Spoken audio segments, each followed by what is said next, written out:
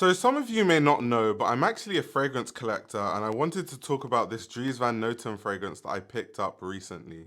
The Dries Van Noten fragrance line debuted in 2022 and I honestly think it's one of the best fragrance lines out right now. And Dries Van Noten is always someone that I've credited as having very good world building. He has this really good ability to transport you into the different elements of the brand and his vision, using every single aspect of the brand, whether that's an invitation to a runway show, a campaign, a fragrance line. Everything is so intentional. Most of you already know that Dries Van Noten is very famous for this amazing garden that he has in his house in Antwerp. He's a very obsessive gardener.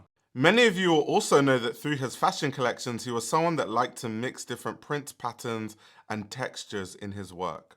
And so it makes all the sense in the world that when you buy a fragrance from Dries Van Noten, they come in these nicely printed bags depending on the color of the fragrance that you have. The bottles also have many different textures. A lot of them are mixed between glass, metal, and ceramics. Other bottles have wood, and there are even other bottles that have different materials. A lot of the actual notes in the fragrances are also heavily inspired by Dries Van Noten's personal experience gardening. This, for example, is one of my favorite fragrances. This is Fleur du Mal. Fleur de Mal has this amazing osmanthus note that makes for a very ambery floral fragrance that I absolutely love. It's very hit or miss. I've seen online forums where people hate it, but I absolutely love it. I think the smell is addictive to me at least. I actually used to have a full bottle of it, but it finished, so I definitely need to buy a new bottle.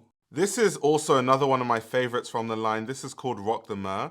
I absolutely love this fragrance. It suffered the same fate as Fleur de Mal. I finished the bottle, so I need to buy a new one. But this is definitely in my top 5 fragrances in my rotation right now, definitely. And bear in mind, I'm someone that had like a over 100 fragrance collection. So the fragrance I actually got is Mystic Moss. This is one of the newer fragrances. This launched in 2024. This is a fresher version of Cannabis Patchouli, which is a fragrance that released with the initial set of fragrances in 2022, which is great for me because Cannabis Patchouli was a bit too earthy, a bit too green for me.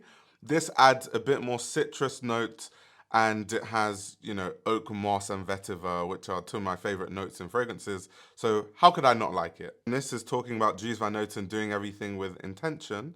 You can see that the bottle kind of fades from a gradient from green to brown. And that, he has said in interviews, is supposed to represent sort of the notes and kind of the journey that you take when you smell the fragrance. So it starts very citrusy and green and it goes more earthy, woody. So that's why it blends from like this sort of lighter greener color all the way to like dark brown.